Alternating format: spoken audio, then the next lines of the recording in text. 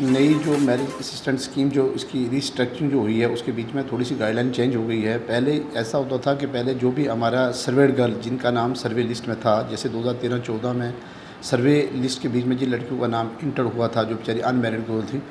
उनके फार्म ही हम लेते थे क्योंकि गवर्नमेंट ने गाइडलाइन के बीच में सर्वे को मैंडेटरी रखा था। लेकिन अब इसको रिस्ट्रक्चर करके हमारी जो गवर्नमेंट आर्डर हुआ है हमारे डिपार्टमेंट की तरफ से, उसमें थोड़ा सा चेंजिंग आई है। उसी माध्यम से आज आपके मीडिया की वसादत से मैं लोगों को ये पैगाम देना चाहता हूँ कि थोड़ा सा इसके ऊपर थोड़ा सा बारीक बीनी से इस तरफ ध्यान दें। बहुत सारे लोगों ने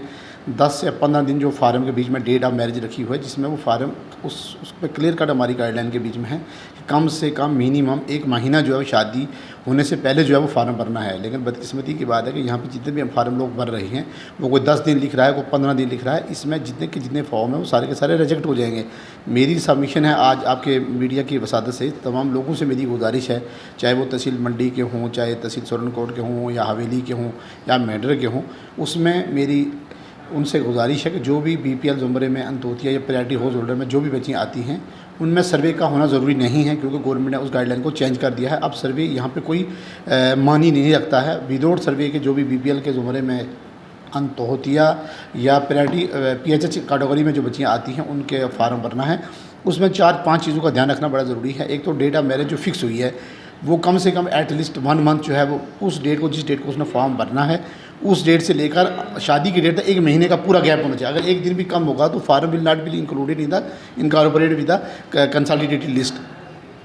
इसमें थोड़ा से मेरी एक और गुजारिश रहेगी, जितने भी लोग कंप्यूटर में ये फार्म जहाँ जहाँ पर कंप्यूटर सेंटर्स में या जहाँ पर भी ये हमारे कैफ़े जहाँ पर भी ये लोग फार्म जो है वो तो नेट के थ्रू फिलअप कर रहे हैं, ऑनलाइन भर रहे हैं, उन लोगों से मेरी गुजारिश है कम से कम एटलीस्ट पहले डॉक्यूमेंट्स को देख लें, उसके बाद बेचारे स्कैन करें। कुछ लोग ऐसे हैं बेचारे जिनको पता नहीं होता और ये लोग क्या करते हैं कि फॉर्म वहाँ पर दुकानों पर लेके जाते हैं, उनको भी जो आया वो अपना फौरी उन्होंने स्कैन किया और डाल दिया डिपार्टमेंट की साइट पर। मेरी तमाम लोगों से ये गुजारिश है आपके माध्यम से कि वो सारे के सारे 1 महीना कम से कम डेट लेके चलें, और अगर वो डेट जो है 1 दिन भी अगर कम होगी उसके बीच में आपका फार्म ऑटोमेटिकली रिजेक्ट हो जाएगा। दूसरा मेरी गुजारिश है कि अनमैरिड सर्टिफिकेट जो है वो अनमैरिड सर्टिफिकेट कंसर्न सरपंच साहिबान जो है वो देंगे। उसके बीच में तहसील सोशल वेलफेयर ऑफिसर इंक्वायरी करनी है और तहसीलदार कंसर्न और एंटी नायब तहसीलदार कंसर्न ने जो है उसके ऊपर साइन करना है। और जितने भी लोग फार्म लेके आ रखे हैं, जो भी आदमी जिस ऑफिस में फार्म लेके आएगा, फॉर एग्जांपल अगर किसी ने तहसीलदार साहब से काउंटर साइन कराना है तो फार्म जो है वो बेनिफिशियरी के हाथ में होना चाहिए। अब ये क्या करें, लोग जो है वो सर्टिफिकेट लेके ऑफिस में आ रहे हैं, तहसीलदार साहब को भी तंग कर रहे हैं, मेरे ऑफिस में भी आ रहे हैं। सरपंच साहिबान से मेरी गुजारिश है कि आपने लोगों को आप वहाँ पर मोटिवेट करें, उनको मोबिलाइज़ करें, इस स्कीम्स का वो लाभ उठाएँ लोग। लेकिन कम से कम एटलीस्ट जो फार्म ऑफिस में लेके आए वो कम से कम वो सर्टिफिकेट खाली लेके ना आए। जब वो फॉर्म हमारे पास लेके आएगा साइन करने के लिए, जब हमें पता ही नहीं है कि बंदा बीपीएल है कि नहीं, वो कहता मैंने ऑनलाइन करवा दिया। भाई ऑनलाइन करवा, उसका तूने प्रिंट निकाला होगा, आप लोगों ने प्रिंट निकाल के वो हार्ड कॉपी साथ में लाए ताकि उसको देखकर हम उस बेनिफिशियरी को सर्टिफाई कर सकें वाकई ही ये बेनिफिशियरी जो है वो बीपीएल के ज़ुमरे में आता है, प्रायोरिटी हाउस होल्डर में आता है या अंत्योदय स्कीम के अंडर आता है। और दूसरा ये है कि पिछली बार बहुत सारे लोगों ने क्या किया, यहाँ पे फार्म भरवाए थे हमारे ऑफिस में, जिनका सर्वे में नाम नहीं था, उनकी शादी अभी हुई है या नहीं हुई है वो उसके बारे में तो लोगों को खुद भी मालूम होगा। अगर उसके बीच में भी कुछ इस तरह के फॉर्म हैं लोगों के बचे हुए जिनने फॉर्म 4-5-5-6 महीने पहले अप्लाई किया हुआ है शादी के लिए, जो सर्वे में आते थे, उनसे मेरी गुजारिश है कि वो भी अपना फार्म दोबारा ऑनलाइन करें। ऐसा ना हो कि वो उस टेक में बैठे रहें, नहीं वो हमने फार्म भरा हुआ है, हमें डिपार्टमेंट पैसा देगा, ऐसा कोई भी सिस्टम नहीं है। और मेरी गुजारिश लोगों से ये है, जितने भी लोग ये मेरी आवाज़ सुन रहे हैं मीडिया की वसादत से, उनसे मेरी गुजारिश है कि अपना फार्म इनफरादी तौर पर खुद लेके आएँ। किसी भी दफ्तर में कोई भी आपसे कोई भी किसी भी किस्म की जो है वो हिचकिचाहट ना करें। जब फार्म आप दस्ती लेके आएंगे, तहसीलदार साहब के ऑफिस में जाएंगे, हमारे ऑफिस में आएंगे, या आप किसी और डिस्ट्रिक्ट लेवल के ऑफिस में आएंगे, तो वहाँ आपके लिए 24 घंटे ऑफिस के लोग जो वो बैठे हुए हैं, चाहे वो तहसील मैं हूँ, तहसील सोशल वेलफेयर ऑफिस हूँ, चाहे वो मेरा डिस्ट्रिक्ट ऑफिस है, चाहे वो मेरा जूनियर असिस्टेंट है, चाहे जो भी हमारे मतलब एम्प्लॉय जो है ऑफिस में काम कर रहे हैं।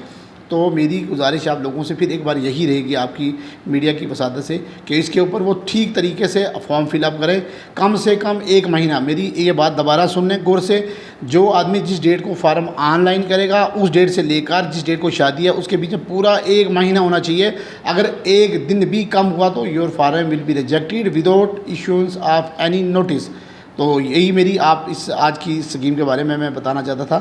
कि ये जो नई स्कीम रिस्ट्रक्चर हुई है इसमें थोड़ा चेंज हुआ गाइडलाइन में, उसमें बीपीएल का जो है वो या दोतिया या प्रायोरिटी हाउस होल्डर का जो कार्ड का होना ज़रूरी है। उसके बीच में आपको ना शादी का जो कार्ड डेट फिक्स हुई है वो वाला कार्ड साथ में लगाना है, और उसके बीच साथ में एक फ़ोटो, एक फॉर्म जो आपको ऑनलाइन भरना है, उसी की हार्ड कापी निकालनी है। और कोई भी आपको एफिडेविट लगाने की ज़रूरत नहीं है। मैं आपके माध्यम से लोगों से फिर यही गुजारिश करता हूं कि आपने कोर्ट का एफिडेविट फॉर्म के साथ नहीं लगाना है। ऐसे अपने पैसा जो है वो आपने जो पूंजी है वो ज़ाया मत करें। किसी को आप एफिडेविट लगाने की ज़रूरत नहीं है, क्योंकि ये पूरी स्कीम जो है इसके अंदर पूरी तरह से चेंजिंग आ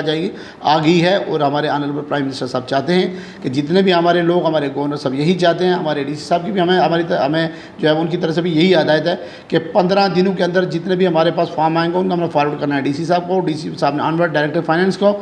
और उसके बाद